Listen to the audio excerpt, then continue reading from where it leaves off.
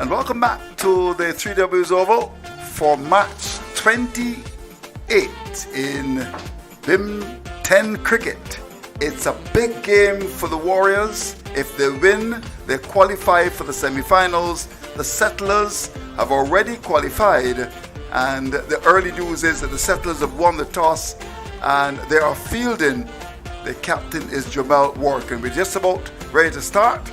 After all the excitement of the game between the Titans and the Guardians, we look forward to this battle between the Warriors and the Settlers. The conditions are ideal. Here we go, the first ball. It's Bob.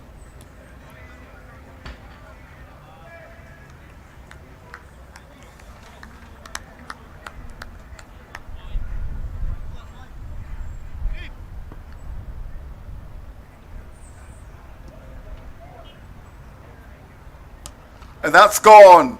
Short and pulled away. Well, Zidane Hayward, who actually made 100 yesterday playing for St. Catherine's, gets on the way with a big 6 over mid-wicket. Well played. Hello to you, my brother. Well, what a shot. A shot of a man in form. Short delivery, and he timed it immaculately, and really heaving it over the deep mid-wicket boundary.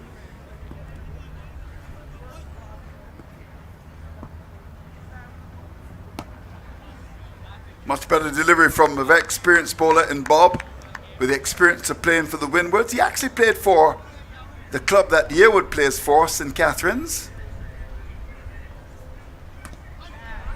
And has really come back very well after being hit away for 6 runs. 2 very good deliveries.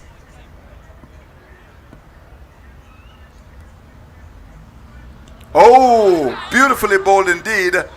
And that's an interesting over. A 6 struck, but generally has been very good in terms of his comeback deliveries. Well bowled, Bob. Well, not quite the over yet. The umpire from Square Leg having to come in and repair the stumps after the bails were taken off by the Settlers keeper, Tyrone Gibson. But yes, Bob, getting off that leg stump, I think that delivery that went out to the ground, the only delivery board on the leg stump. Since then, he's gotten away from that leg stump.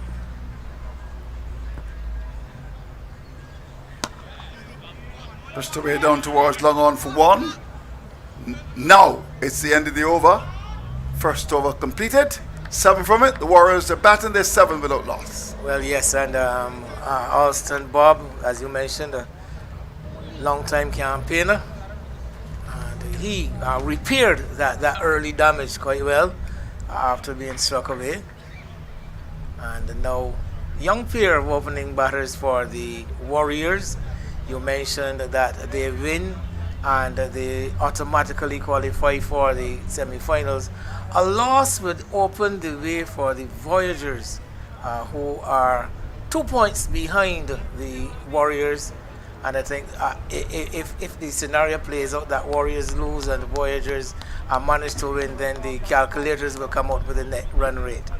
Well, it's going to be Raymond Bino to start the attack from the far end.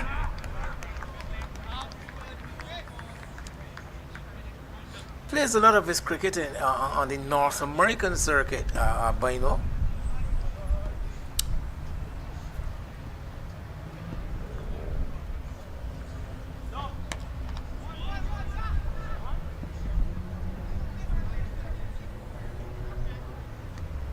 Both in Canada and the US. Yeah. Would have played for Pickwick in the local competition. There's a great deal of energy about his action. Let's have a look at it. I always like to see him bowl. He winds up to bowl, Bino.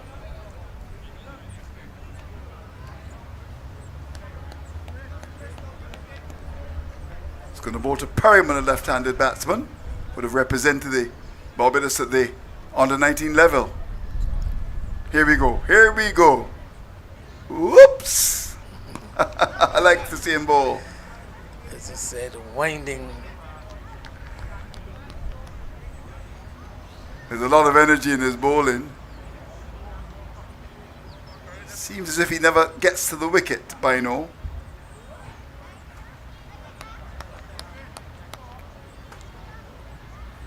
brand name shades as well. Strong breezes coming across the ground as well.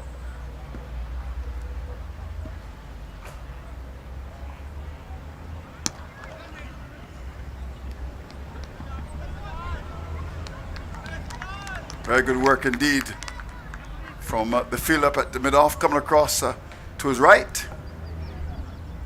So it's been a quiet over so far from Bino.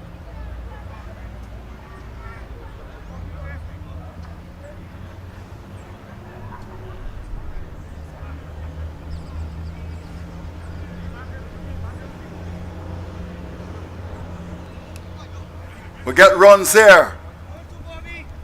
Surely two.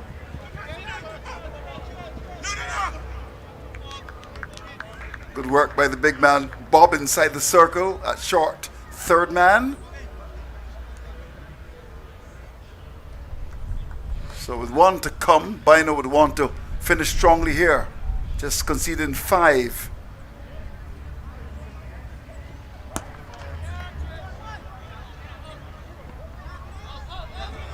Just a single. So I would think he'd be happy with that. Just 6 from the over. With 2 gone, the Warriors batting. They're now up to 13 without loss. Well, as you mentioned, a very quiet beginning here by the pair from the Warriors. After that early boundary in the first over from Herwood, it has been rather safe approach, cautious approach from the batters, not going for anything extravagant. So, honors shared in those first 2 overs. So, it's interesting that the Settlers, having won the toss and are fielding, they've started the attack with spinners so far. And we're going to get a third now in Shaquem Marshall, who plays for the same club that captains the Settlers. That's Jamal Warken, so he knows them very well. A decent off spinner. Here he comes. Oh, that's very well played down behind square. And Perryman, who actually plays for the Empire Club as well.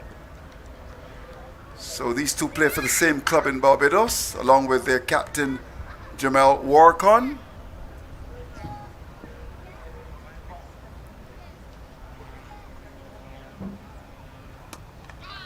Now that's hit away. That's going to go out towards the boundary and we'll get there. Down behind square, that's badly then, that's gone for 4.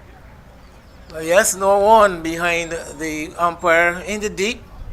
And getting that delivery badly lined and Perryman pouncing on it immediately, hitting it high out to deep backward square. So you talk about spin in the Settlers side, Andrew, but if you go through the side, you'll see that there's even more spin to choose from.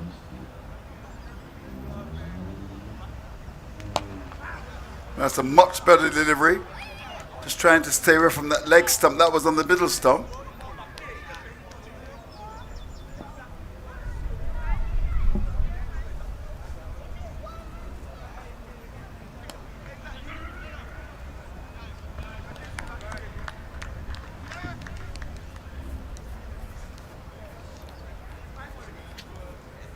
As you said to that, Yearwood, who plays for the now demoted St. Catharines in the local elite competition, got 100 yesterday, playing against the champions, the Wildy side.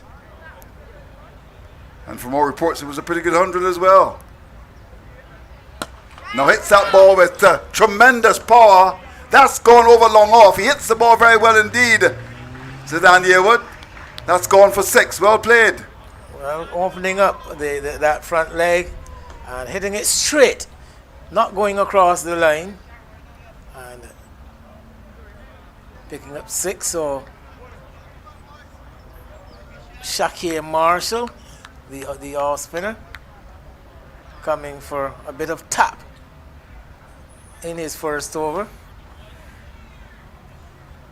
Already 13 from the over. So it's been a good over for the Warriors. No, that's gone. That's gone for 6. Very well played indeed by Yearwood. Hit that with tremendous power again over the wicket.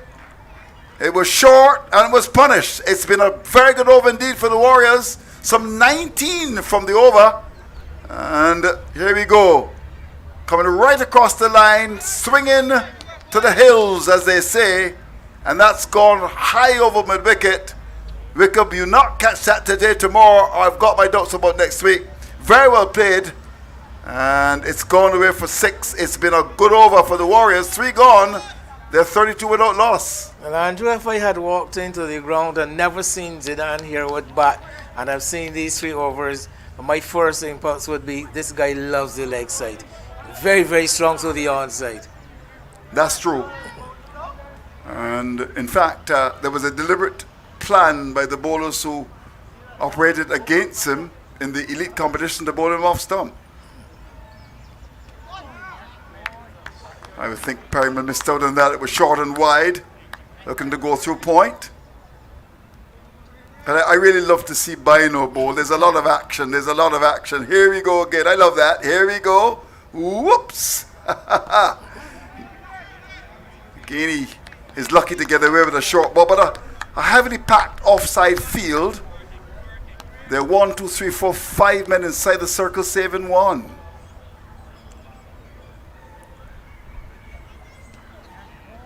Well, it's almost a medium-paced delivery. And Perryman undone by the bumps. Though we've had 3 balls gone, not a run scored. Something must give here, one would imagine. But as they say, he's bowling to his field. He's got a short third man, backward point, cover, extra cover. There's a short extra cover and mid-off inside the circle. Playing with soft hands and getting a run. I suppose he feels Perryman, I can't get it away, so let me just get a single and give Yearwood a strike. Well, yes, a good from Bino, causing Perryman some problems with that extra bounce. I guess the feeling he's getting the ball to zip off the pitch also. So not easy to read. Bino, as you said, with this extravagant. Well, not only his action, his whole approach. It starts from the very beginning of his approach. There's just a couple of hops, then the hands are flying all over the place. Then we get into the delivery. Well, that's played delicately. Just a single. It's been a good over so far. For the field inside. Just 2 runs from the over. 1 to come here. And Bino will want to finish strongly. I would think Perryman will be looking for a boundary here. He's been hemmed in by some very good off spin from Bino.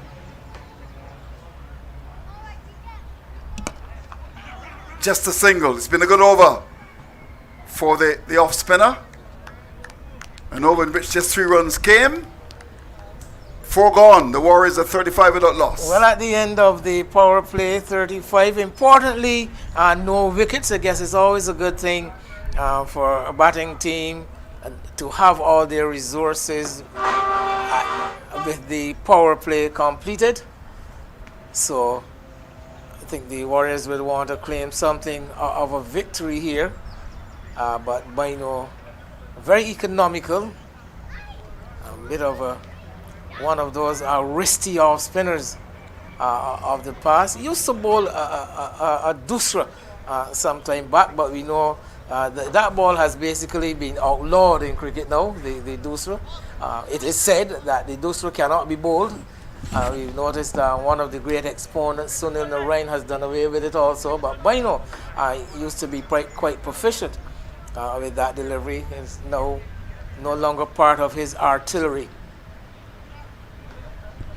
So spin continues for the settlers here.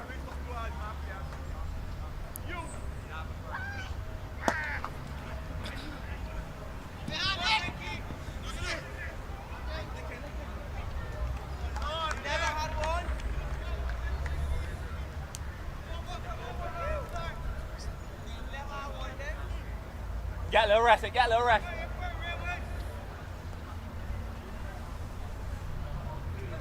Herwood has been the main aggressor in this partnership so far.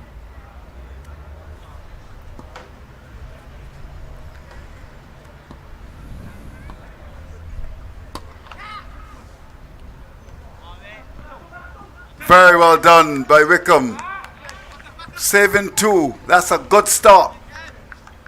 Having to move to his left down at the wicket. That's excellent fielding by Wickham. This guy is a fantastic cricketer, Andrew. Skills in every area of the game, every aspect of the game.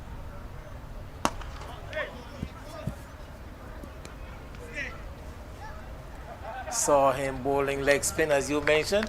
Also saw him keep wicket during the same match. In fact, I did the game at Bank Hall in the elite competition, and he bowled very well. Got a couple of wickets, and is a complete cricketer. Just a single here. So the settlers are just trying to settle, if one case to describe it like that. Bob showing all of his experience, just keeping it tight, allowing only singles so far. Well, there was a 2, but no boundaries. See what happens here with Yearwood not getting a boundary.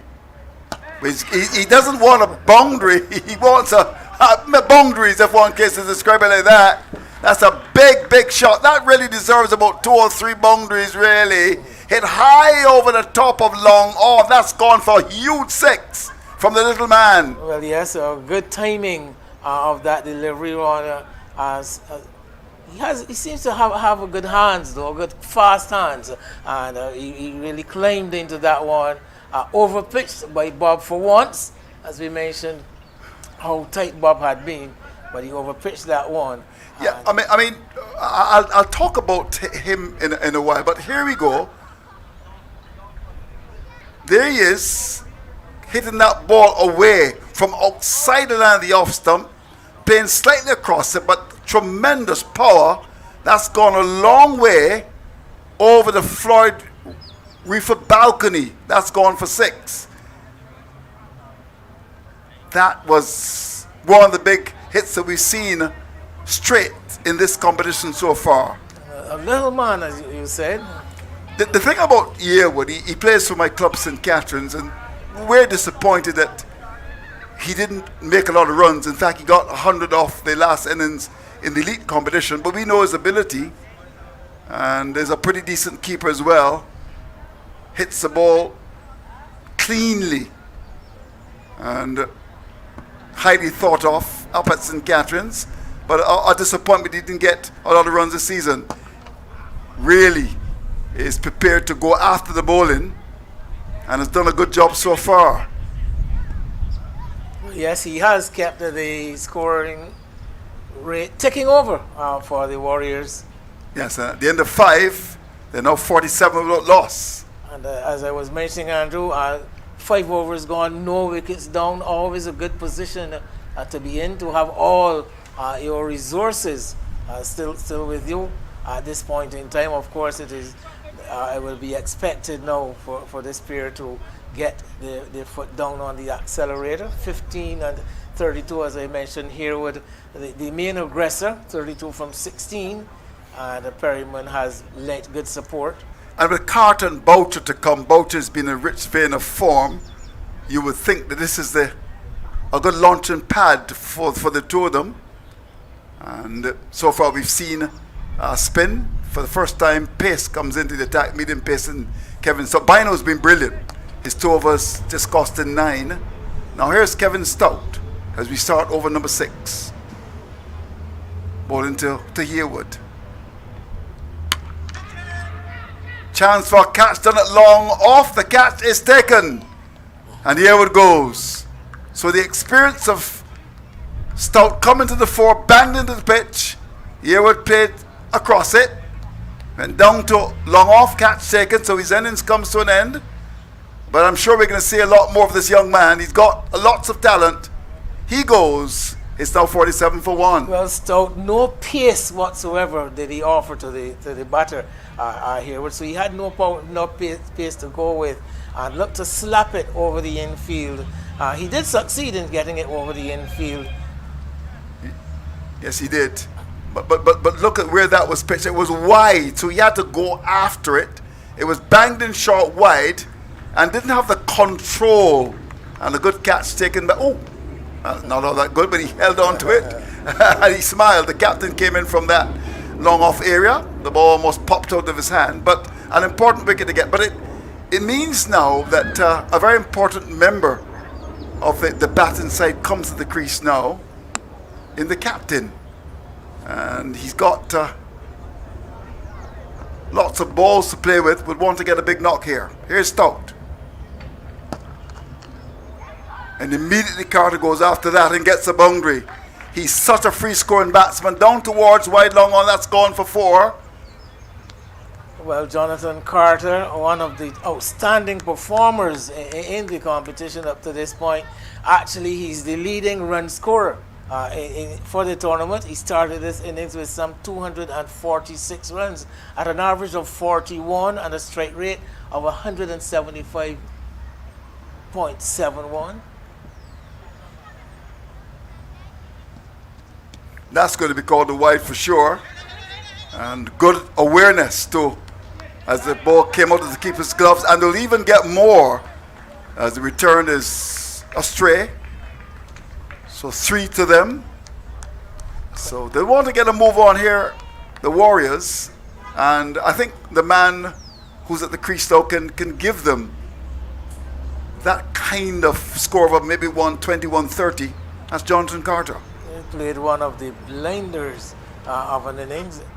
Another wide. In the competition so far. So Stout's intentions very clear to bowl wide. He's got the short third man backward point. Inside the circle, saving 1. There's also the cover on the boundary. So there's an offside bias to the field here. Another wide. Stout has got to get his radar right.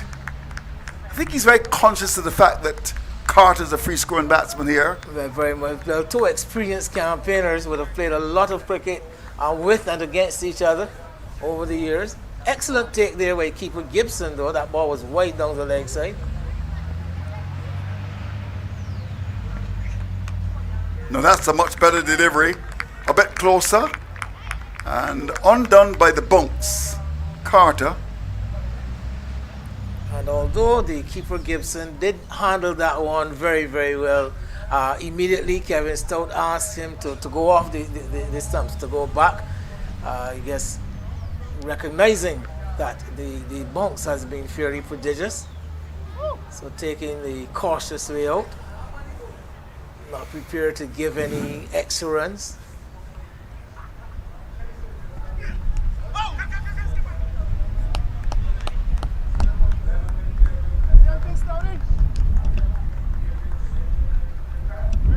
So good, interesting battle developing here already between Carter and Stout. Hakeem Perriman has faced 14 balls for 15 runs, so he's got to try and improve on that. Of course, Boucher is in the pavilion. I suggest should go for broke here.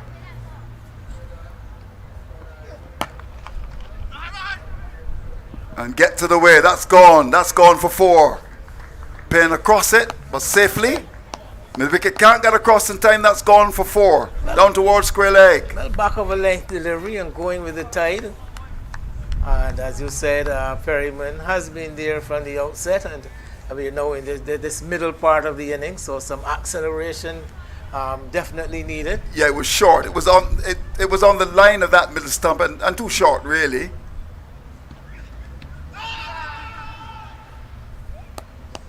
Very good change of pace by an experienced campaigner. Kevin Stout to end his first over. 14 came from the over. And 6 gone. The Warriors are 62 for 1. Well, the game now entering a very, very important phase as we head towards the death part of the innings, and Jonathan Carter, I am sure, would want to take control, would want to push the scoring along at a much brisker rate than we've seen. Yeah, but Yale got 32 from 70 with a couple of sixes, and but Perryman, I mean, 19 from 16. He's got to do better than that. With Boucher to come, of course, he is an important batsman as well. But it's going to be interesting with 4 overs left here. What kind of score the Warriors will get? The projected score is 103. They're currently scoring at 10.33. Which is a fairly decent rate, one would have to say. Now Zidane Clark comes into the attack.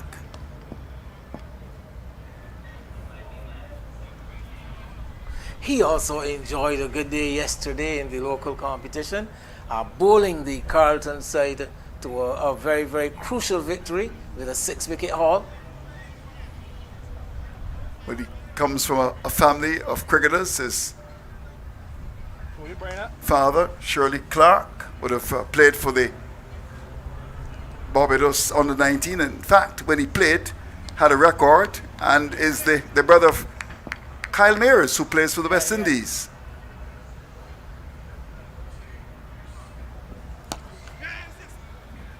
And I can also inform you he's the grandson of the late Keith Boyce. So, comes from Good cricketing cricketers. pedigree. Yeah, There's good no doubt about that. good No doubt cricketers. about that at all. Useful medium fast bowler, slimly built, with clever changes of pace, gets the ball to do a bit in the air and off the pitch. But he had to contend now with Jonathan Carter.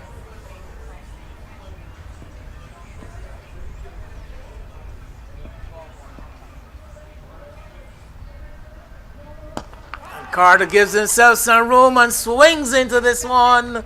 Watch it. High and wide, it's gone for 6. Over the wide long on position.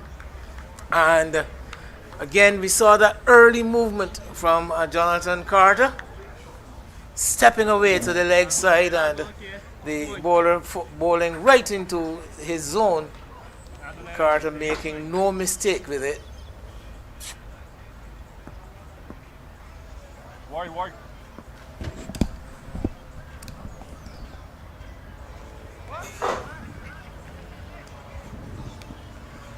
I think Worry to call you. I think Worry was calling you. Very good change of pace there. That must have been pretty close to wide. Carter did back away. I think that might have influenced the umpire to rule in the favor of the bowler. Umpire Sherwin Codrington doing duties with Kevin Sisnet, 2 umpires who do a lot of work at the elite level in Barbados. Come on.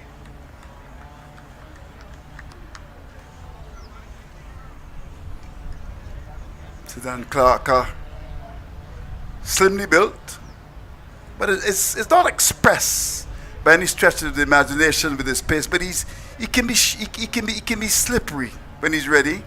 I've seen him bowl at the local level.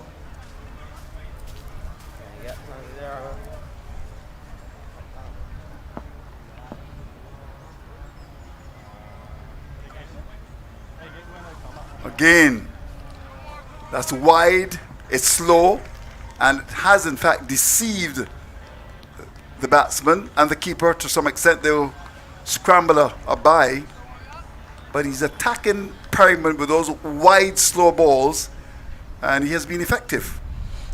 Keeper having some difficulty. This is the second time he hasn't taken the ball cleanly. Well, the ball falling a second time before reaching him. Some awkward bounces he's had to contend with.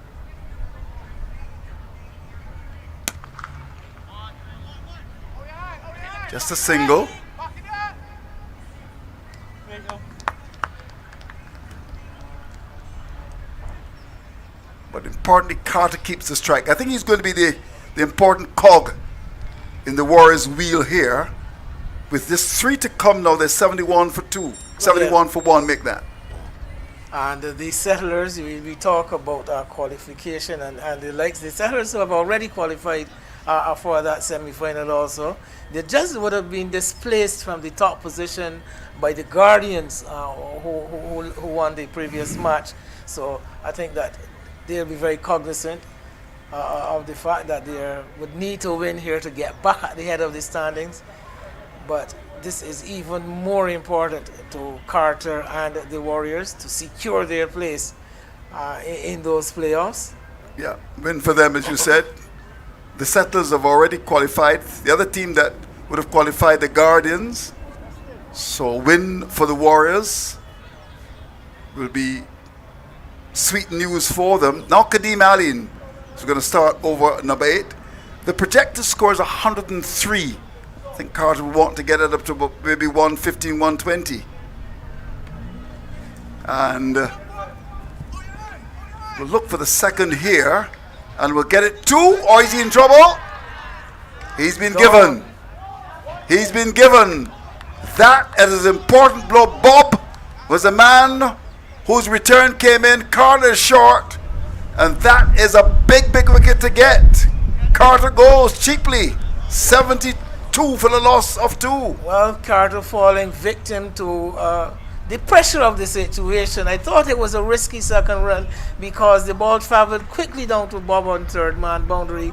He got around, got it in his hand. When Carter turned for the second run, Bob was already in possession of the ball, and the return on the first bounce was accurate, and young Gibson just did the rest. Carter just found short of his ground, and a waste of a wicket in my estimation, actually. Yeah, here we go. Now Carter's going for the first one quickly. He turns, and just slight bit of hesitation.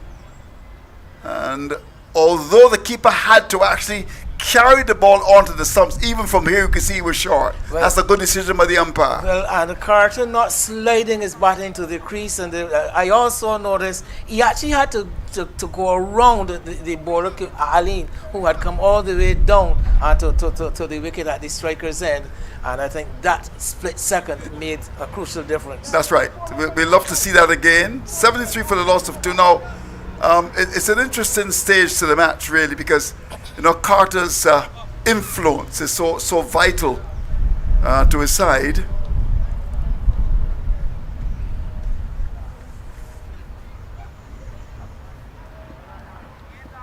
Now Gerard Jukes is the new batsman. He can give it a clout, there's no doubt about that.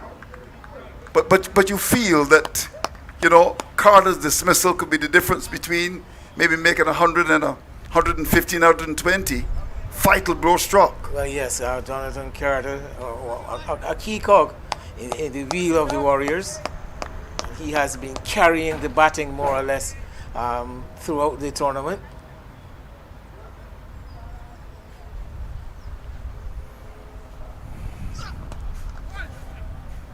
That's very well played.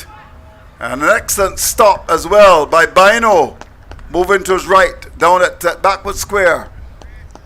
Certainly saved the boundary. Good work. Yeah, nice movement across the outfield there by not diving. And then a good throw also into the keeper. He's a good cricketer, Bino. As you said, plays a lot of cricket outside of Barbados.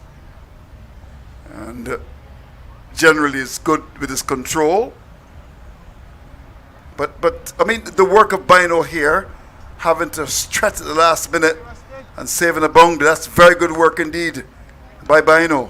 Saving a 4, surely.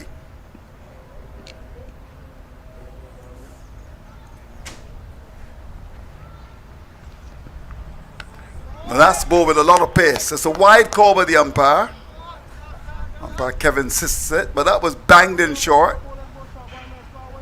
This guy, Kadeem Aline, another one of these cricketers with a lot of things happening for him, has many different skills and a very fine athlete. There we saw him apply some pace to that delivery, bouncing it over the head of the batsman.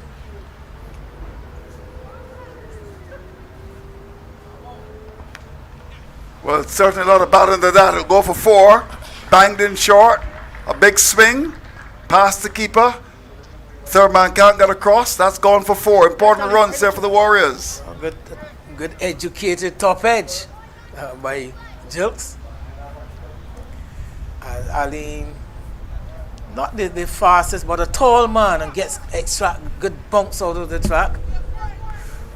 I actually think, Wayne, that he could develop into a very good all-rounder for Barbados and possibly the West Indies. I think he's got tremendous talent, this young man.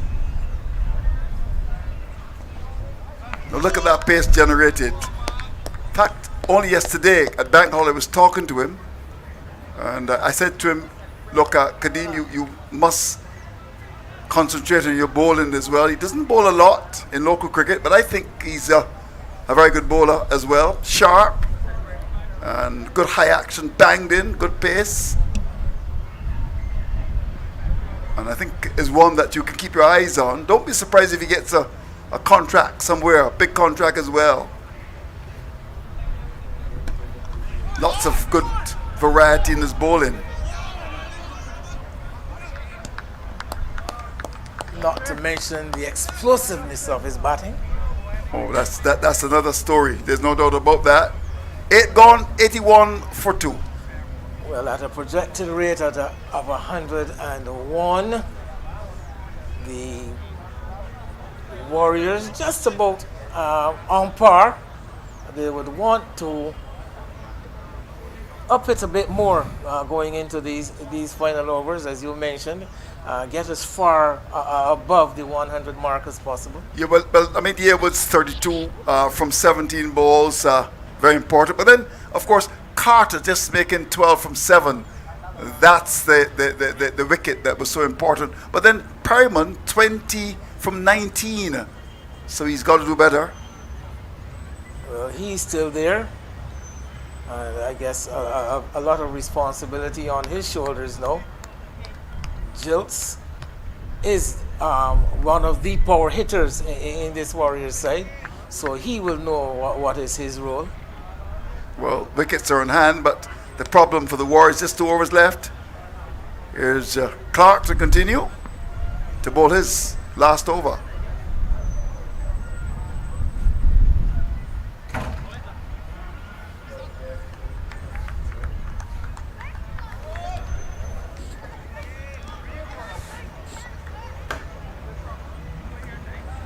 Well, Jukes is saying to the umpire, why didn't you call that a wide? I suppose the umpire might have reckoned that it might have just clipped the pad on its way through. Went down the leg side. And Jukes is saying, whoa, what's going on the umps? That should have been called a wide.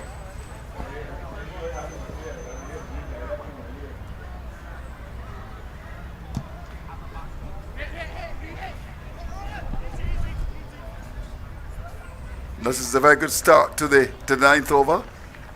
Just 2 from the first 2. No ball, Andrew. And the umpire quite belatedly calling a no ball as well. So that's a free hit. So that gives an opportunity now to the left-handed Perryman to get a boundary. The Warriors need boundaries here. Free hit is an offer. Can Perryman cash in here?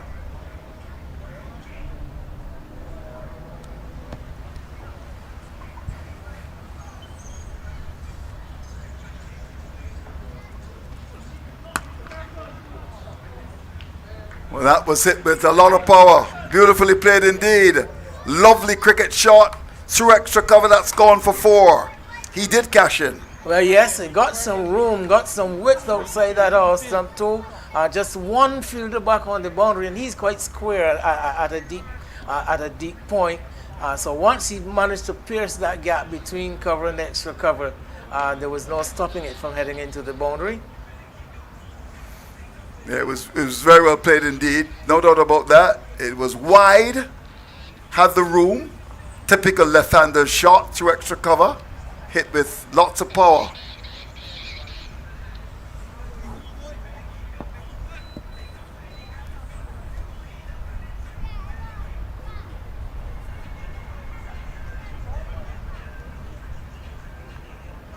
Now that's going to be called a wide. Getting a bit all over the place here, Clark, though, because by the field he has said he has 4 fielders right back on the rope on the onside, and a number of just the 1 man out on the off. So he's got some 4 men in this inside the circle on the offside, and he's been rather all over the place in this over.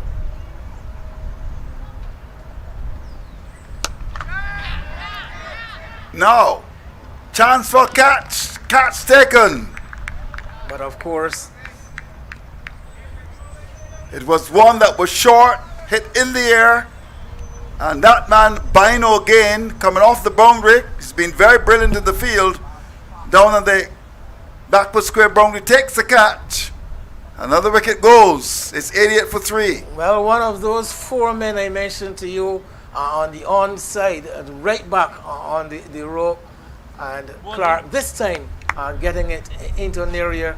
We are getting the batsman to play the ball where he wanted it to be played, and Bino doing the rest on the deep square leg boundary. So again, this innings from the Warriors not going anywhere as such. Yeah, I mean, he took it from maybe on the line of the off stump, hit played across it. It was in there for a long time, and good judgment to the catch. Bino's been brilliant, not only with his bowling but with his fielding, and poaches the catch. So Jaden Roberts comes to the crease now.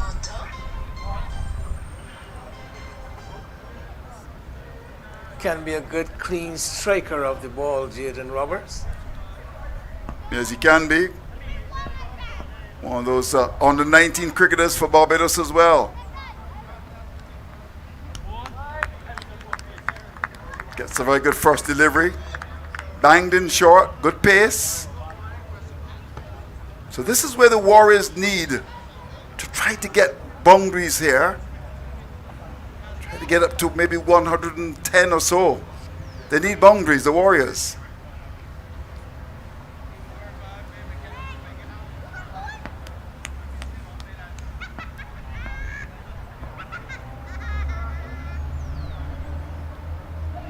Now that's very good bowling indeed, very clever, taking all the pace out the delivery, and Roberts played early.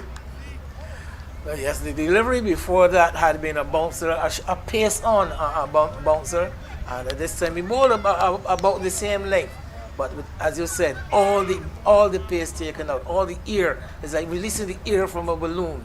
Yeah, beautifully bowled indeed. 2 to come in this over.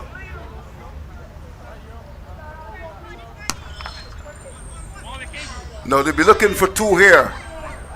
Good work by Wickham. They'll get a second, but they need more than that. Well, excellent close to the over from Clark.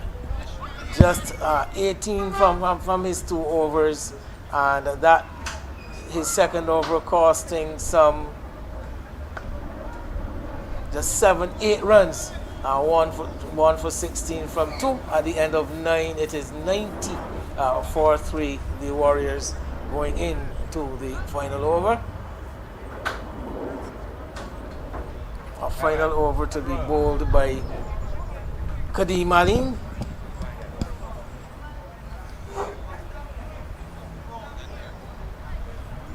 I think the Warriors will be disappointed with this score.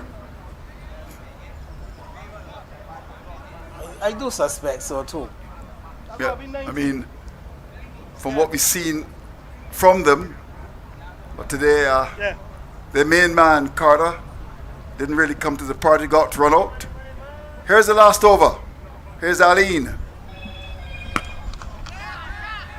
Chance for catch. Catch taken. Down it wide, long on. Further success for the Settlers. Well, Jilks goes. It was having to go for broke here, having to get runs.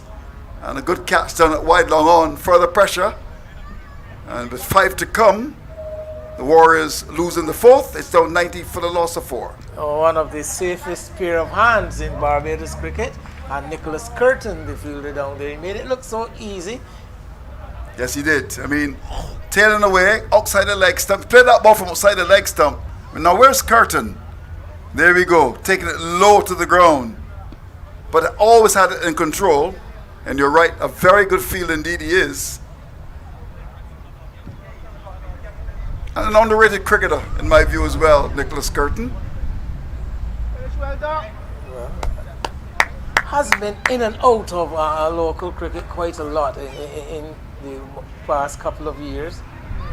Spends a lot of time in Canada also, playing in the leagues over there.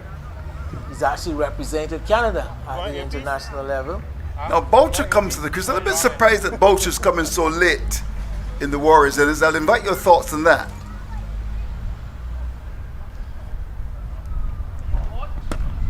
Very well bowled indeed by Aline. Good Yorker length delivery. Just a single. Boucher, one of those players though, I suspect that Jilts and Roberts would have been sent ahead of him because the opening player occupied the wicket for as long as they did, and they were looking for their power hitters once that partnership was broken and Carter went. But Boucher probably a player more suited for the top of the order. Oh, I see.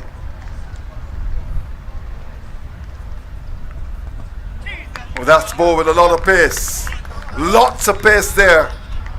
And those watching around the world, I'll say to you that this young man has got a lot of ability, and keep your eyes on him. Write the name down, Kadeem Aline. I think he's got so much ability. Said to him yesterday, I want you when you bowl fast. Good change of pace again. And you spoke about his batting. Good power hitter, good fielder, good cricketer. I equate him to be a Trey Russell type player, that type of player. Strong hitter of the ball, stiff fast bowler, and good excellent athlete fielder. in the field. Yeah, no doubt about that. And of course, this cricket is being viewed around the world. And I'm sure that someone would have made a note of him. So talented.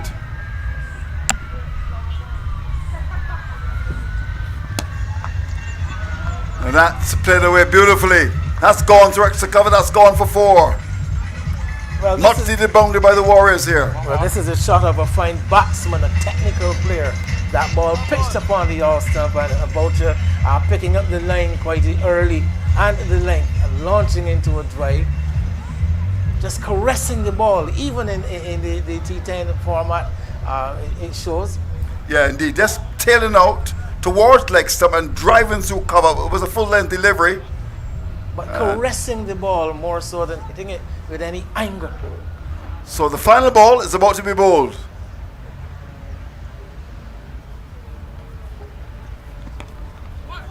They look for the second run here. They will come back for it, even if someone has run out by a long way. And that man again, Bino, has been brilliant. Good return. Wicket goes off the last ball, and the Warriors, well, would have expected a bit more than this. Good work by the Settlers, who were already qualified for the semi-finals. And at the end of 10 overs, the Warriors, as I said, really looking for a score of, one would suggest, about 110, 120. But in terms of losing Carter, that proved to be vital. At the end of their 10 overs, they finished at 96 for 5. Yes, falling short by about some 10, 15 runs at 97. I think they would have scored 1 off that final delivery, looking for the second run. But a lot of good things in there. Very good finish to the innings by Kadeem Aline, bowling that death over 2. So although the runs are on the board, I would like to suggest that 97 has fallen just short of a defendable score. Yeah, in fact, when you look at it, Perryman, labored 24 from 21. Hayward is good at the top, his 32 from 17. But then Carter, that wicket of Carter was so vital.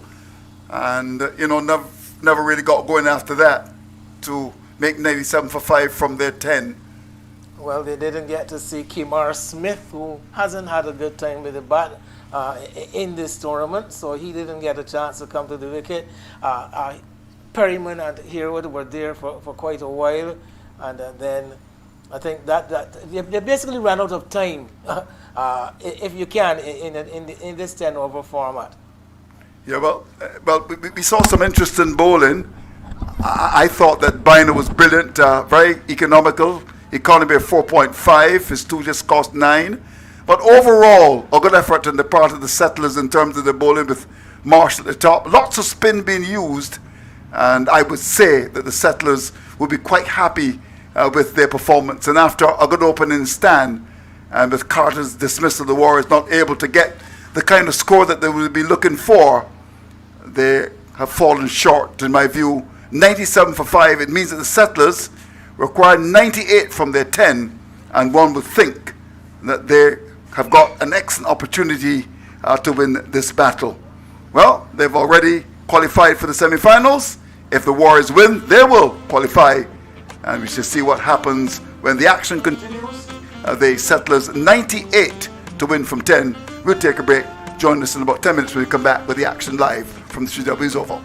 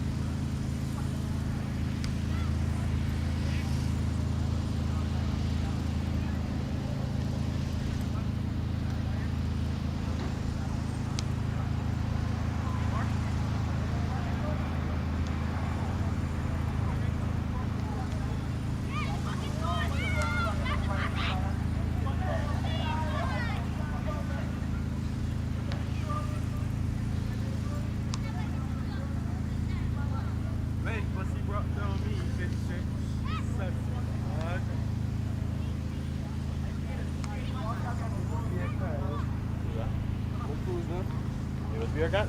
We're going to pass up here in though. Jamaica? No. You buy ticket? Yeah. You got money there? You give a fuck. Yes, sir.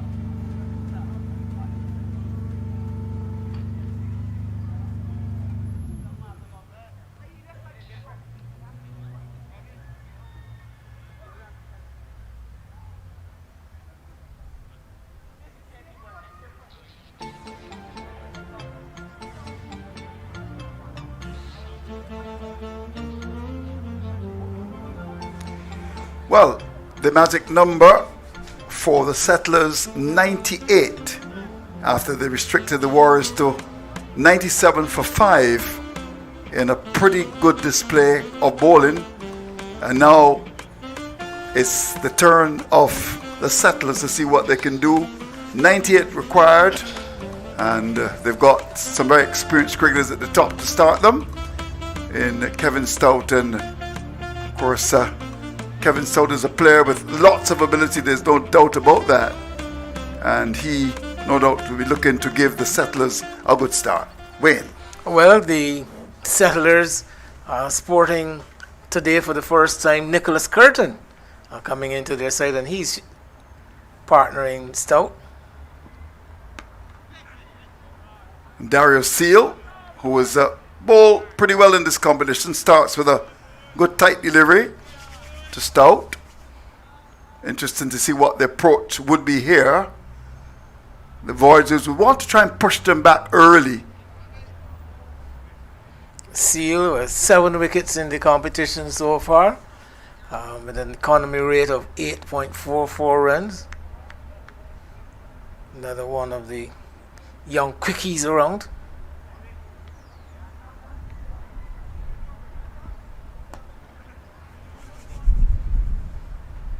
He started well, good length, good control.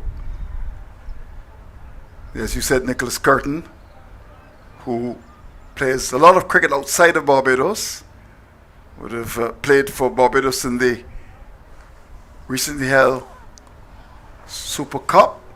Barbados got pretty far in the competition, but in the end they lost in the semi-finals in a very tight battle.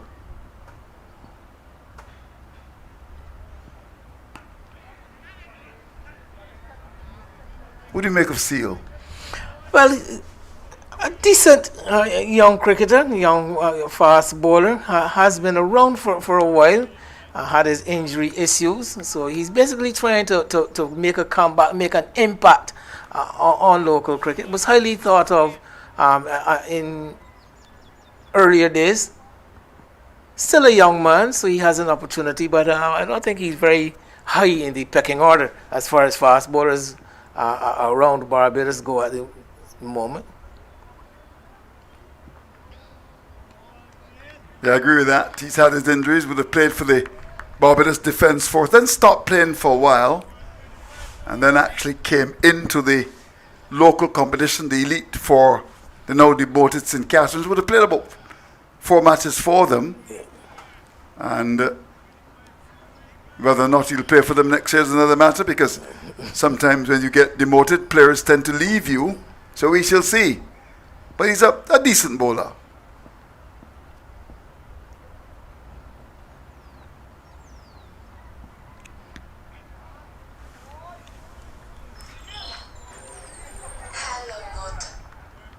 Used to possess a fair decent turn of pace. Hasn't really found that kind of pace since his return. But a person, a very diligent cricketer, one who looks after his fitness and prepares very well, and very organized cricketer, I would suggest. Short and put away by Curtin, wide of that man on the deep square leg boundary as he goes into the pitch. Does see looking for that short delivery, not getting the bounce that would cause any problems to Nicholas Curtin, who easily handles it away square for just over the rope for 6 to bring the end to the first over. That happens so very often, really. You put together a couple of good deliveries, then that last one will deceive you. It was a poor delivery and was punished, but up until then he certainly bowled well.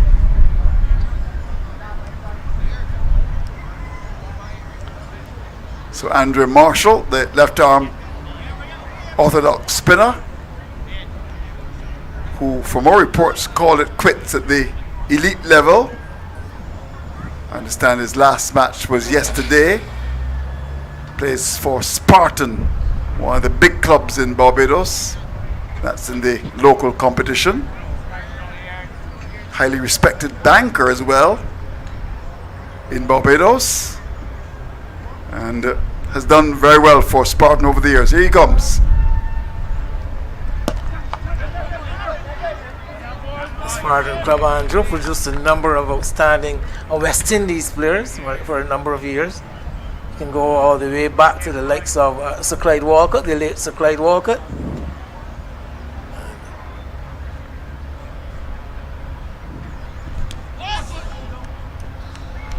Of course, so Wesley Hall would have played for them as well.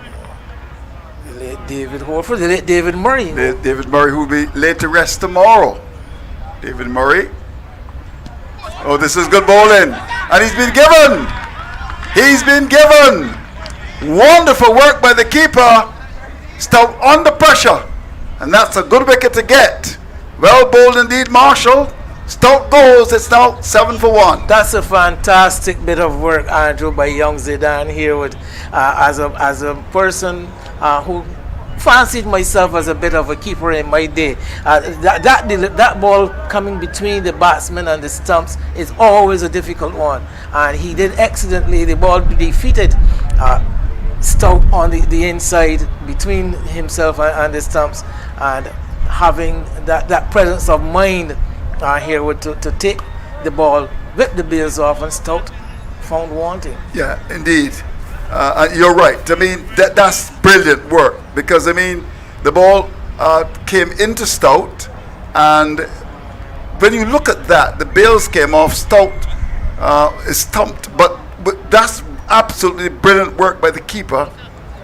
Actually, was dropped by his club St. Catherine's when he had the most wickets in the competition. It was a bit of a shocker, and after one match he came back into the side. I recall when that happened, Andrew. It reminded me of myself some years back playing for YMPC. I was a wicket keeper, batting 7-8, and the batting was failing, and so as to correct the batting failure, they dropped me. They dropped the wicket keeper when the batting was failing. I can imagine that. Now Kevin Wickham, one of the sparks of this competition, comes to the crease. And immediately is off the mark with a tight single. Oops. Oh, he's been struck. Let's hope he's all right. Oh, hope that is all right for him. He pulls one of the gloves off. Hope he's all right. Hopefully, we will hope so, because that ball appeared to strike him on the hand, the right hand too, and it's showing some concern to his fingers. There he is, stroking the ball up to mid-off, going for this tight single, and just as he's about to round, the ball comes in and strikes him on the hand. Immediate concern. He hasn't called for the physio from the dressing room, I note. So that suggests that it may not very well be as bad as it could have been. Yeah. Initially it looked bad, but I think he's going to be okay. Just putting the gloves back on now. But this has been a good start. Andre Marshall has been an interesting component in this Warriors team in this competition. He's a left arm spinner.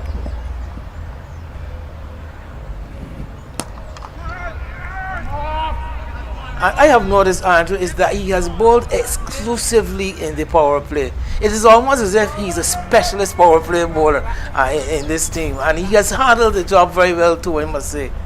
Yes, he has. He's an experienced cricketer. Lots of variety in his bowling, and as I said, has bowled well for Spartan over the years. Now that's a good shot from a player in a lot of form. I saw him on the weekend play for the Empire Club, and he really batted with gay abandon. It was an absolutely magnificent performance from him, and there he goes, a length delivery and striking it beautifully down to long off. That's gone for 6 runs. Beautifully played indeed. The thing about Wickham is his timing. He times the ball so beautifully. And there are many who feel that this young man, like Kadeem Allen, they play for the same club. There are many who feel these two can go all the way, and I believe it. He's a good cricketer.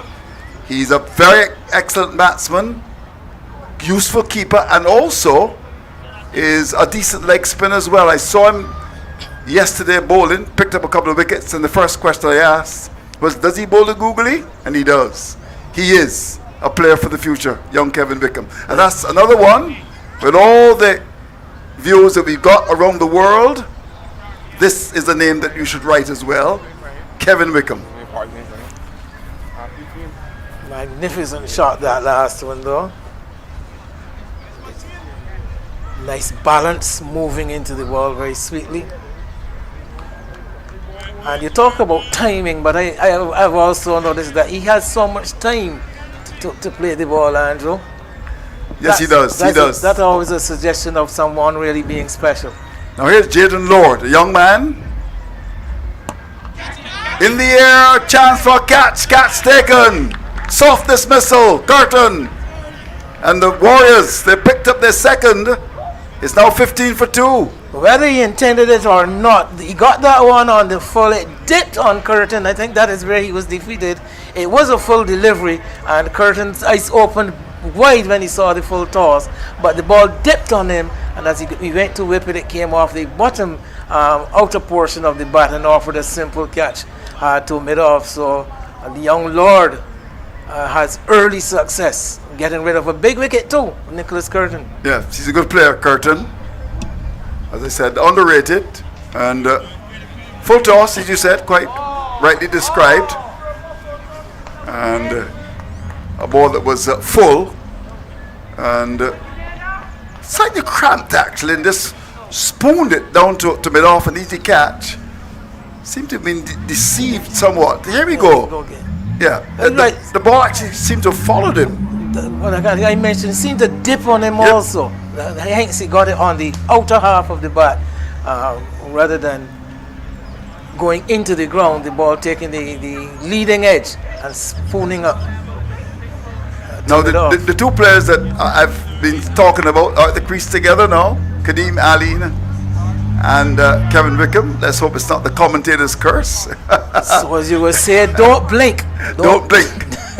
But in terms of talent, I mean, I've watched this game in Barbados for a long time, and these are two young cricketers with tremendous talent. There's no doubt about that.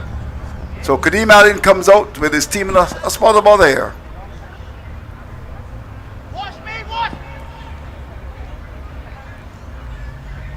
Jaden Lord, still a student at the Lord School, the alma mater of Kadeem Allen.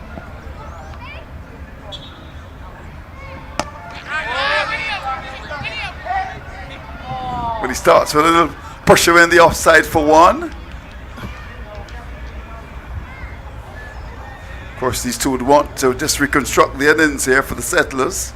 They've already qualified. The Warriors, if they win, they'll qualify. Settlers doing very well to restrict the Warriors to 97 for 5 from their 10 overs.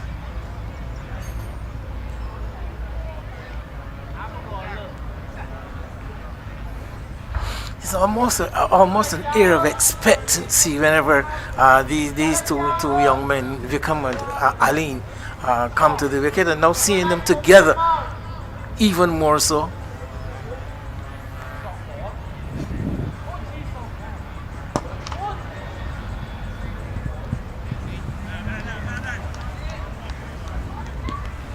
It's going to be interesting, the approach of the two batsmen. Will they go for broke? Will they work it around? Look for the occasional boundary? We shall see. Sometimes that happens when you lose wickets early. And they've lost two very experienced cricketers in Stout and Curtin.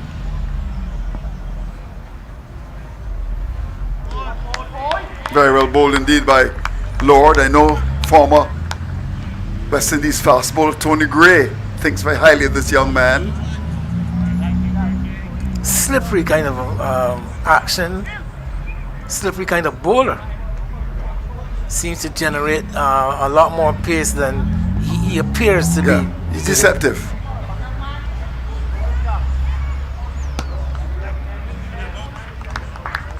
But he's been able to put together a couple of very good deliveries. It's been a good over for him so far, but want to finish strong. He's gotten the wicket and has just conceded 2. So what's going to happen with this delivery? Sometimes batsmen not scoring can just throw caution to the wind.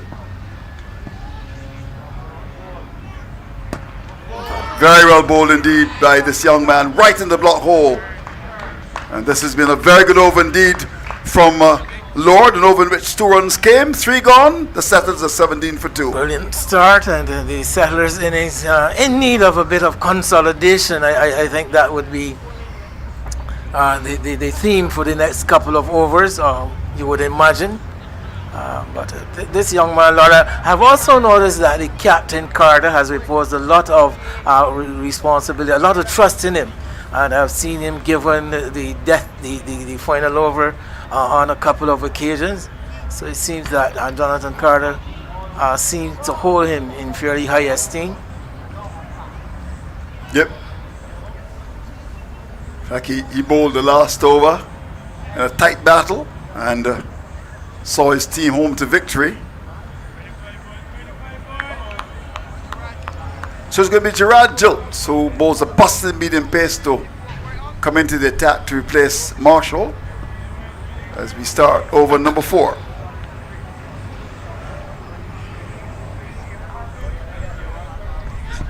Now that's hit away. That's a very good shot indeed.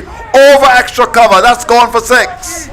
You talk Time about, and again. You talk about having time to play your shots, because there he was moving towards the leg stump and opening up the offside more or less, and getting that one inside out over the cover area. Not an easy shot to play, and one you will see from the very special player. Yeah, just tailing out, as you said, that hitting the ball over extra cover, and it's gone a long way over the boundary, and that was very well played indeed for 6 runs. Kevin Wickham is the kind, I hate to put the commentator's curse on him, but he's the kind of player who will bring people to cricket. Oh yeah, there's no doubt about that. As I said, I saw him on the weekend on Saturday make 97 on a 3s and 4s ground in very quick time.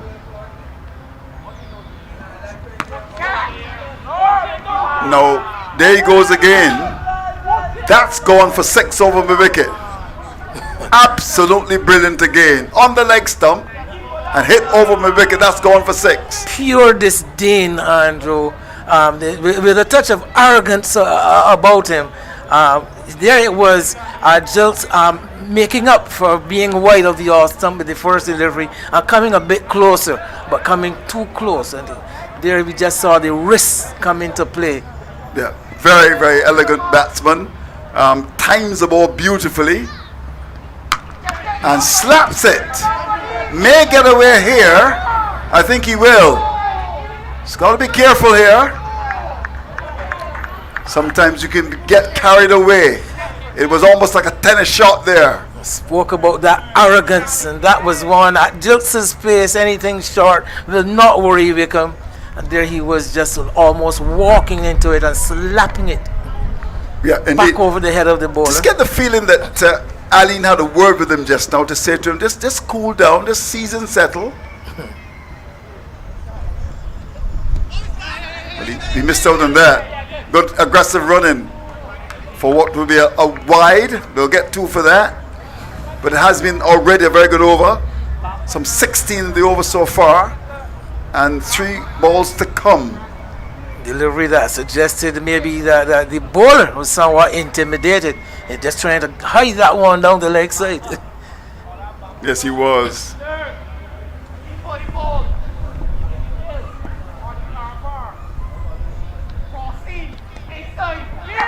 Now that's going to be called a wide. I think that's a fair call as well. Yes.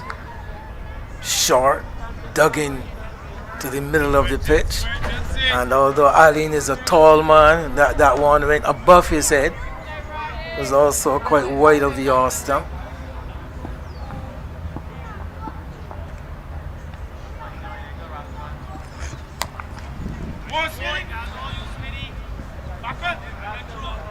Just a single. I think he would have felt that he missed out on that. It was a long hop. Got it down behind square for one. Short and outside the leg stump.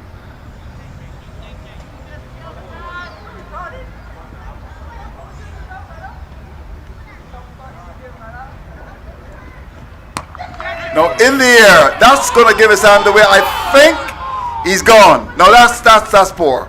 There's no need for that, Kevin Wickham. No need for that. And it happens sometimes, really. He gave his hand away. And really, a touch of arrogance, really, about his batting. Loose shot, got it cover, and puts his side under pressure. And having played one or two lovely shots, just giving it away. Wickham goes for 22. Settles the 35 for the loss of 3 now. Well, bordering on the reckless. Didn't have the room to play the short delivery. And I think undone by the bounce. And I said, not having the room to play the shot, not a cramp for space, and just managing to sky it up to the cover area. And I think a young Achilles Brown comes in to take a simple catch. So a disappointing end to the Wickham innings. Barfoot comes to the crease now. Yeah, you're right. I mean, here's an opportunity for many around the world to see you. There's no doubt about this talent, but you simply can't be a victim of your own indiscretion. 22 from only 7 balls.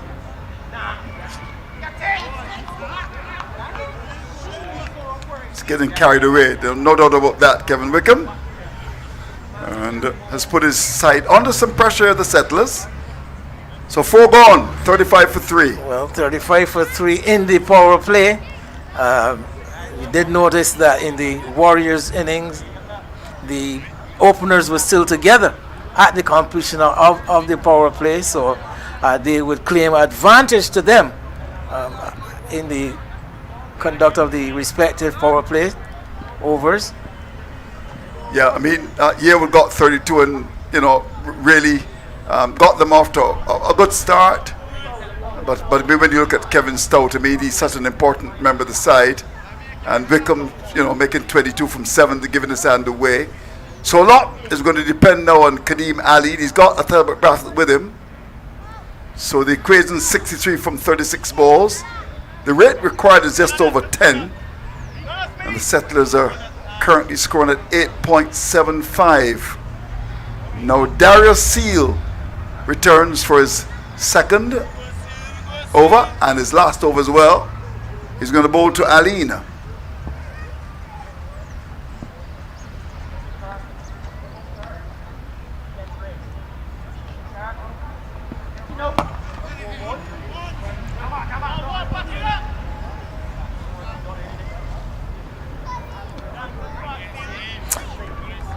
Thelbert Brathwaite, the kind of player that would present the perfect foil to a Kadeem Aline. Again, he usually starts at the top of the innings as an opening bat, but coming down the order today.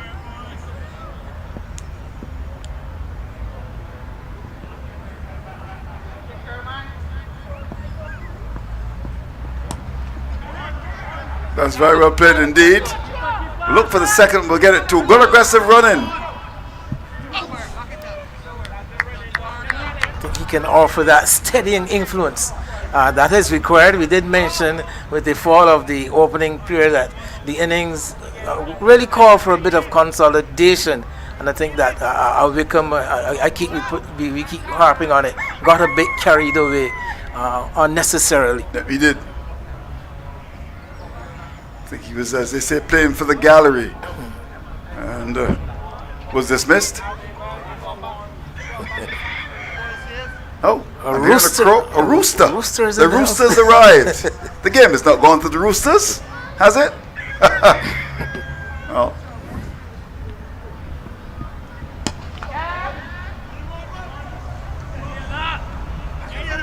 I'm sure a cameraman may be able to pick up that rooster. I'm sure there are many here. In fact, interesting enough, up here at the 3Ws Oval, there's several roosters up here. I've seen them. I've done commentaries up here, and I've seen a couple of roosters. And they're crowing as well. Popularly known in Barbados as yard fowls. As yard fowls. Where are the roosters?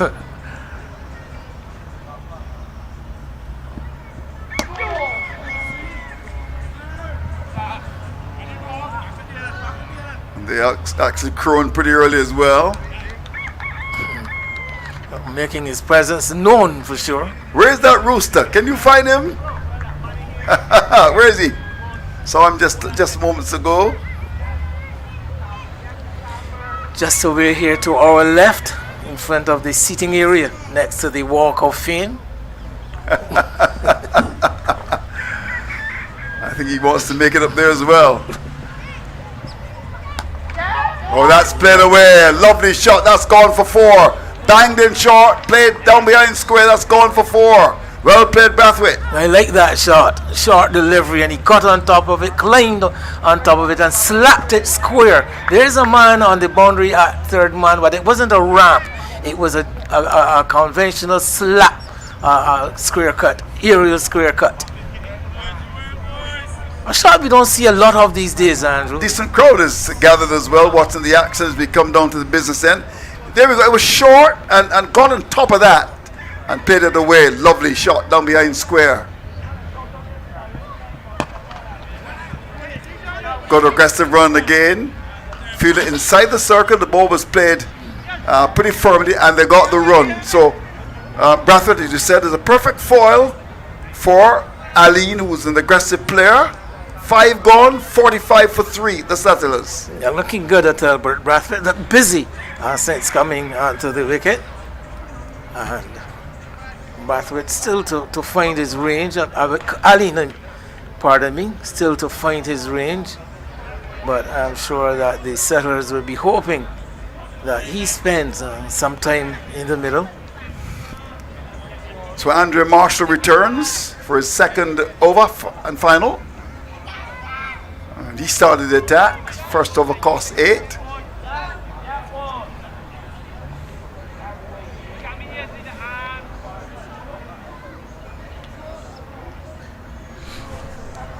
So that rate of 10 is still manageable.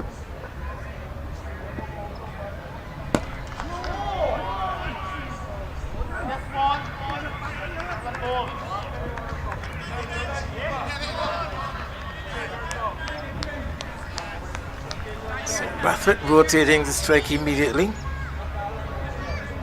Getting Aline back on to face. Aline has been well quiet so far. He's just made 4 runs from 7 balls. That's not normally him.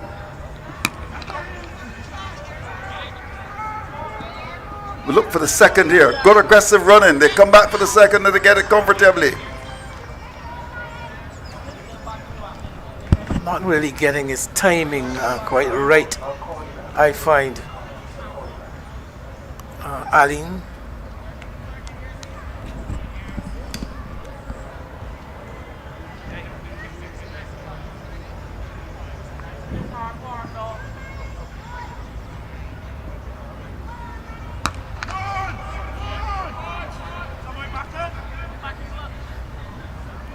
So Marshall keeping things quiet here.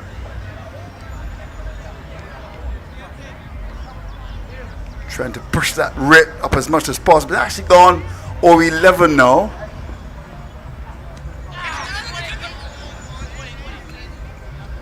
Brathwaite would have been disappointed he didn't cash in, and that as he bangs the bat onto the pad. It was outside the leg stump, and would have been looking to get that down to fine leg or even backward square. Didn't.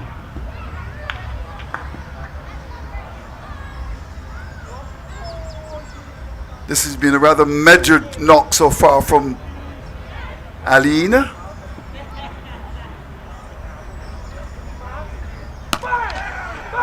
Hits that pretty hard indeed. That's gone up towards the wide long on. That's gone for 6. It's got lots of power, and we saw it on display there. Well, for the first time, really getting his timing right. I find that he hasn't been timing it very well before. Good cricket here. So I suppose when you get the 6, then you can just work the ball coming up after that for a single, as he did. The pressure's off, and that's a good shot. You're talking about it. The timer was right there, and that's gone a long way down towards that long on area. Hit it straight. It was a short delivery, but again, so much time did he have to play the shot that he could ease onto the front foot and lift it back over the head of the bowler. So Jonathan Carter, the captain, comes into the attack now, the captain of that Warriors side, and no doubt will want to come in to try to get rid of Aline, because I reckon if they get him, they'll feel they've got a chance to win this. Once Aline remains, you feel that the Settlers will get home, but you never know.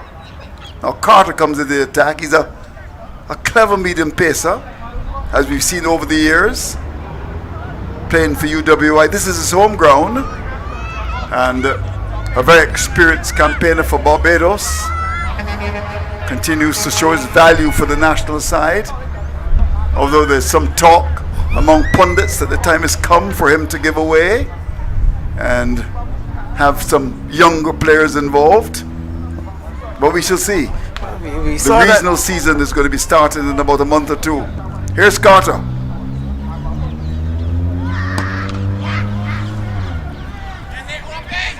Just a single.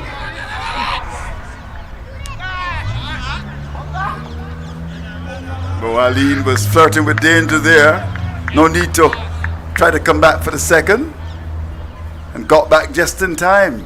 I was going to mention to you, Andrew, that Jonathan Carter came under some pressure in the recent Super Cup because he wasn't scoring runs. And what was his response?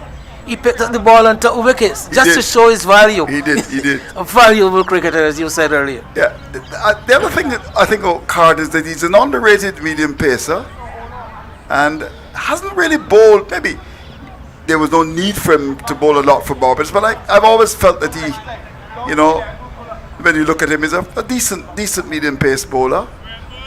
He's always been a good partnership breaker. Yeah, has always done that. Very well bowled indeed, right in the block hole. So he started well here, Carter. He's trying to get that score rate up. It's now gone to 10.43. Yeah, these are going to be two very important overs, Carter's. He got a few tricks up his sleeve, so you can expect a lot of variety from him.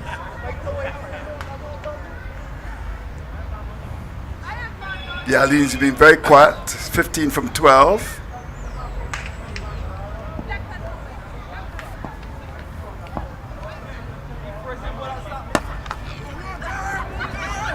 Electing to bowl full Jonathan Carter, and so far has delivered the goods in this over.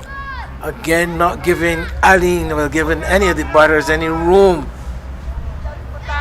Getting that ball right up into the block hole.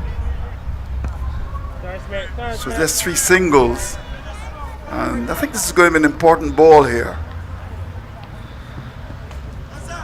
Have a look at Brathwaite's crouch. It's a rather low crouch, Brathwaite. I was also noticing that he's rather open in his stance. I don't think that is his usual stance, but I think in these circumstances, playing this T10 format, some adjustments have to be made.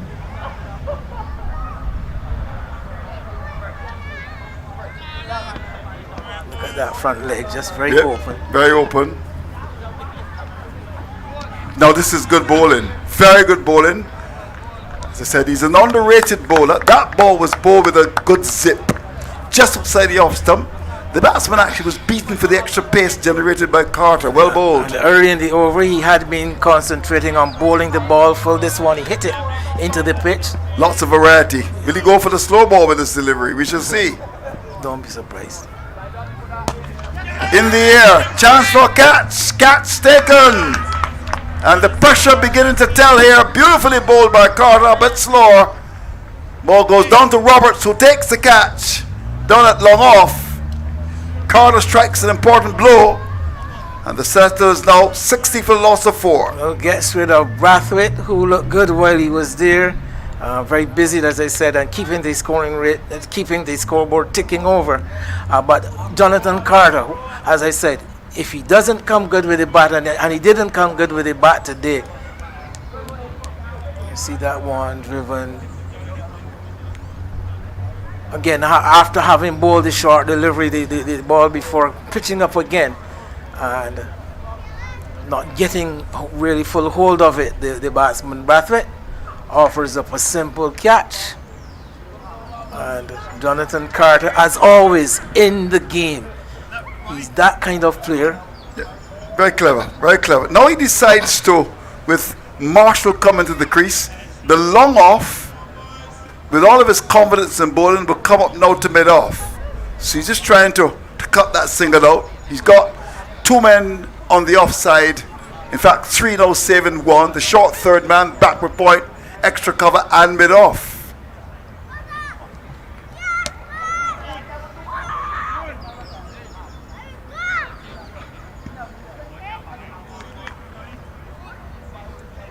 So Shakir Marshall immediately off the mark. But this has been a very good over by Carter, and over which just 4 runs came. 7 gone, the Settlers are 61 for 4.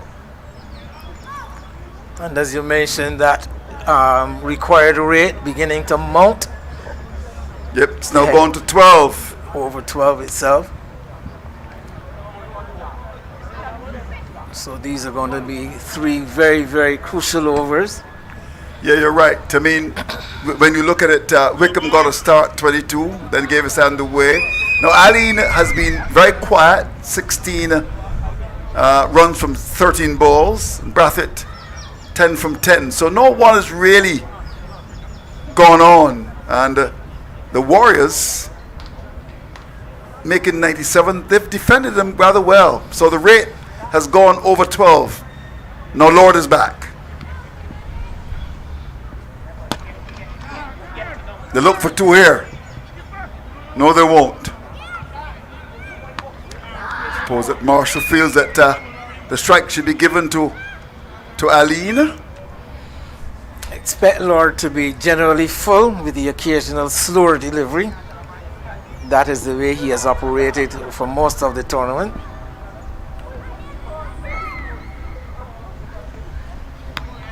Well, proving me wrong. There he goes into the pitch, short delivery, and with a bit of gas, as they say on it.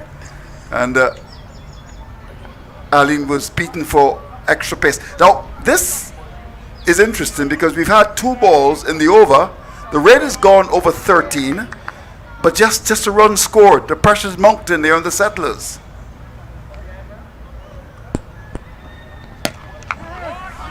Another good delivery. Just a single. Now they'll get a bonus run, and Aline comes back in the strike. That's naughty. Very naughty indeed. Well, yeah, wasted run there for no reason at all. You throw way over the head of the bowler. He said it was a good delivery though from young Lord.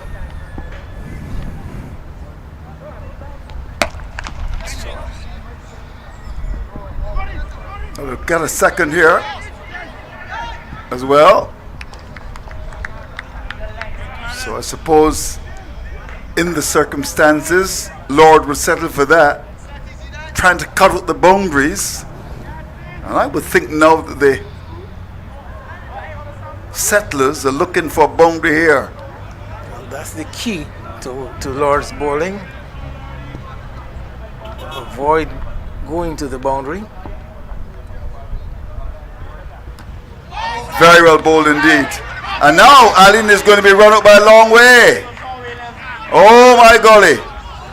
Oh my golly, he's gone. Pressure mounting. Now what's happening here? Who is the batsman to go? Is it Marshall? Is it Aline? The umpires will confirm this.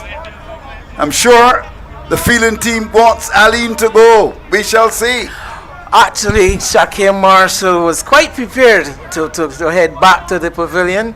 Once it became inevitable that the run-up would have been affected, Aline called Marshall through so that he would be the one closer to the But North here we Strikers go. end. The ball goes through to the keeper. Now where's Aline coming down the pitch? Now it is pretty clear that there's going to be a run out. Where's Marshall? Where is he? The bails are off, and on that evidence, clearly the batsman to go is Aline. Yes, very I would much think so. Yeah, Could be no debate about it. No debate. Having seen it here on the replay. No debate whatsoever. So Aline goes. That's a big wicket indeed. And that puts a great deal of pressure as Gibson comes to the crease. The Warriors have defended a small score admirably here. Andrew, normally I would not want to call a cricket match, but I do recall the last time that Shaquem Marshall was the hero for this Settlers side, requiring 9 runs off 2 balls, and having been at the crease, I think he had only scored some 8 runs off 17 deliveries. He hit the last 2 balls for 6. Can you imagine that? Well,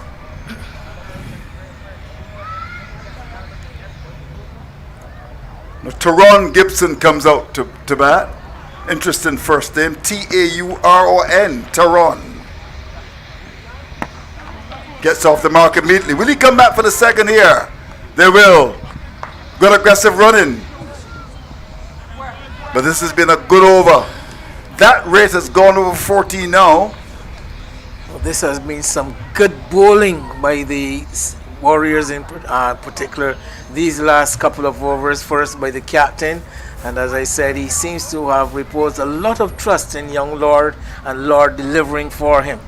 So, 8 gone. The Setters are 68 for 5. The equation now, 30 from 12. And you can work that out. A rate of 15. The current rate is 8.5. So this 19th over, make that 9th over, is of great importance here. Because they will feel, the Warriors, that if they can get through this, they could go on to win it. Here we go. Here's the captain. Gets away with a full toss. Just a leg by. Yeah, Marshall would have wanted to have done a lot better with that. A full toss on the legs too. And just the man in that the short fine leg, anything tickled away to his right is almost guaranteed to be a boundary. Remember, a win for the Warriors will see them into the semi-finals. Just a single. Carter won't mind that at all. Will want to cut the boundaries here and just push that run rate up even further. It's gone to 16.8. Carter, the kind of leader who likes to be up front and center, likes to lead by example. He's been brilliant. We get away with that. Just a single again. Good variations from Jonathan Carter, bringing all of his experience to the fore here. And it's just actually conceded only 6 runs. I think he's bowled some 9 balls so far. Yes, 9 balls. Yeah.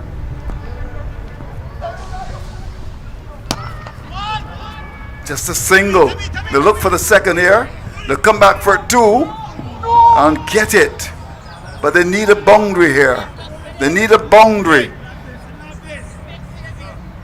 Still 25 runs required. From 8 balls now. That rate has gone to 18.75. And sometimes scores like 90 and 97 can give teams problems because they're lured into a false sense of security in terms of the rate required. Now that's beautiful bowling by Carter. Chance for a run out, but beautifully bowled. It was almost like a leg break. And Gibson played it there early. As I mentioned earlier, Carter with a lot of tricks up his sleeve. You can expect these variations from him. Now he's decided to bring the long off inside the circle at mid-off now. And with one to come in the over. Now here we go. That's really good bowling. As the keeper came up. And would have had an opportunity. Now that's a bad delivery. And played away. Down to the boundary. That's gone for 6. It was a bad delivery there by Carter. His last was wayward and was punished.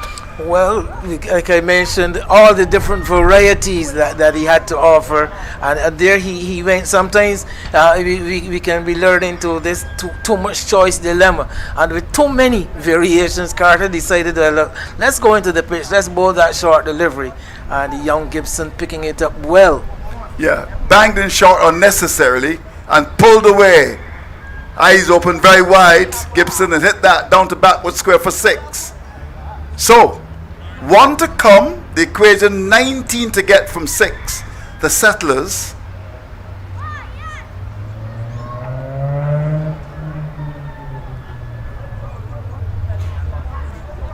Jokes. And it's going to be Gerard Jukes to bowl the last over. Now, let me remind you, his first over cost 18. So 19 required. We in for another tie? Yeah, here we go. He's going to bowl to Marshall, who can give it a whack.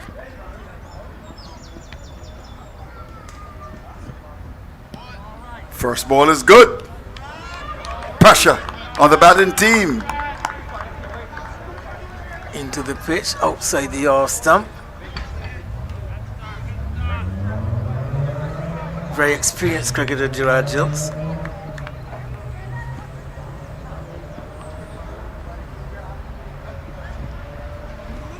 Another good piece of bowling.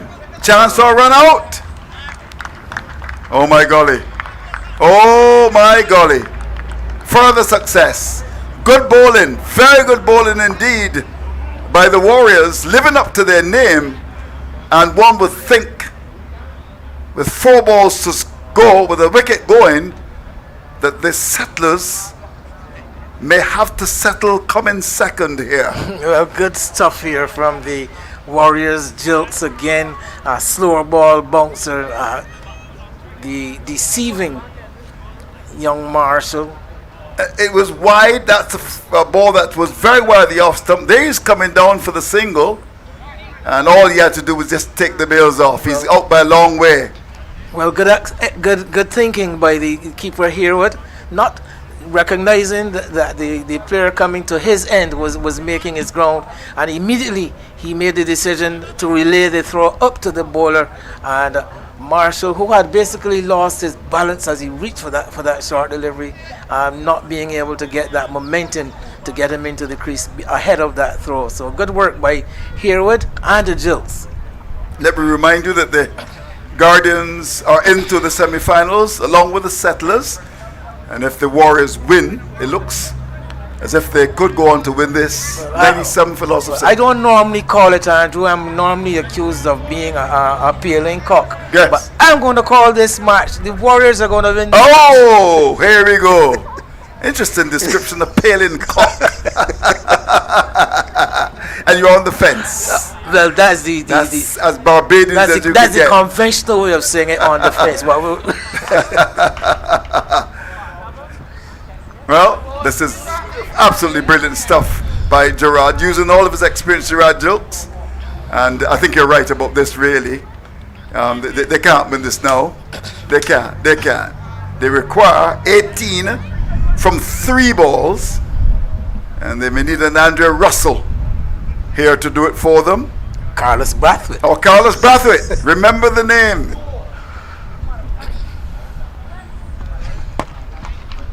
Well, his name is Jamel Warwick, eh? They'll come back for the second, and they'll get it. But they need more than that. The Settlers. This has been a very good display by the Warriors, defending that score of 97 admirably here. And as we said, with a win, they're into the semi-finals, and it looks very much that way. 2 balls left. He would want to bowl a no ball here, Jokes. Well, down the leg side, that's gone away. It's gone for 4 buys. That one beat everybody That beat everybody. It deceived the batsman. I think it went to his legs actually. Beat the keeper, and then there was no one. It'd be interesting to see that on the monitor again. It went down the leg side. That's gone for 4 by signal by the umpire.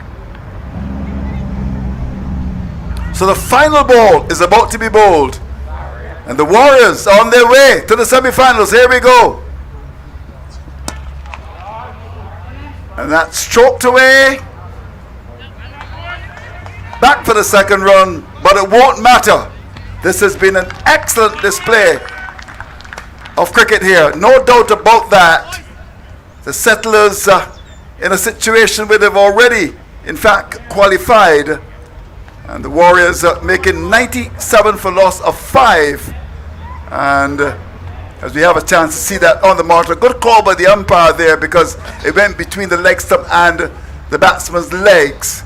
And it went away for 4 buys and, of course, not wides. Not because wides, which would have that's given important. them an extra run and an extra ball. Right, indeed. So that's the situation. But in the end, a good victory for the Warriors. They win by 9 runs, and they are into the semi-finals, and they defended a small score admirably. Really good cricket from them, led by their captain, who didn't do a lot with the bat, but certainly with the ball. And this represents a very good performance from them, with the Settlers 88 for 6. No one really got going. Wickham's 22 from 7 was brief. Ali never got going today, 20 from 7. And that was about it really, with Stout 1 and Curtin 7 at the top, not getting the kind of start that they would have been looking for, the Settlers. Well, we saw the Warriors excellently led by Captain Carter. Yes, indeed. In fact, his 2 overs cost 14. And again, young Jaden Lord, a player with lots of ability, very economical, 1 for 9. Marshall, I thought, bowled well, 1 for 19. And Jukes was given the responsibility to bowl the last over and bowled a brilliant 1 for 22.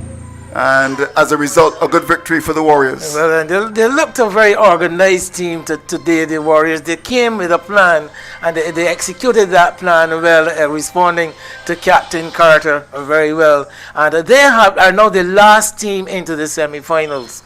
And Zidane would actually be the player of the match with his 32. And of course, in terms of his keeping, was absolutely brilliant as well. Keeping for the Warriors, a good choice. Well, I'm happy for him. You know, that should be a real boost to his confidence going in to the playoffs. But I was mentioning, Andrew, that the Warriors, the last team into the semi-finals, and in these kinds of competitions, it matters little what is done leading up to the sudden death. It is the team that peaks at the correct time that is the day, and I suspect that Warriors are going to be a dangerous side going into the playoffs. They've certainly got dangerous players, there's no doubt about that. And they defended that 97 admirably to win by 9 runs. And as we said, they are into the semi-finals and no doubt looking to, as they would say in Bajan parlance, win the whole hog. We hope you enjoyed our commentaries half as much as we enjoyed presenting to you. But don't go anywhere, the action continues tomorrow. The Voyagers up against the Settlers, and the Pelicans up against the Guardians. Mind you, the Guardians, they've already qualified along with the Settlers. And now, of course, the Warriors are in there as well. And it's a very interesting battle as we go into another day. Actually, Settlers and Guardians, well, for bragging rights to decide who would finish at the head of the table at the end of the preliminaries. They both occupy the first 2 positions right now. So that is something to play for on the part of those 2 teams. Yes, well, it's been absolutely a pleasure working with you, Wayne Holder. And just before we go, I'm going to ask you, based on what you've seen so far, look into your crystal ball. Who do you think will win it? Well, as I mentioned, it is about timing and peaking. So far, this Settlers side and the Guardians would have appeared as the 2 top sides, but we have seen them falter from time to time. But to answer your question, I'm going to narrow it down between the Voyagers and one of Settlers and Guardians. I see. All right. Okay. Fair enough. Well, we won't put any further pressure on you. Enjoy the rest of your evening. Of course, wherever you are in the world. We hope that you enjoyed our commentaries. As we said, the action continues tomorrow. The Voyagers up against the Settlers, and the Pelicans will play against the Guardians. We'll be here to bring it for you. Andrew Mason, on behalf of the entire commentary team, for the final time, is goodbye from the 3Ws Oval.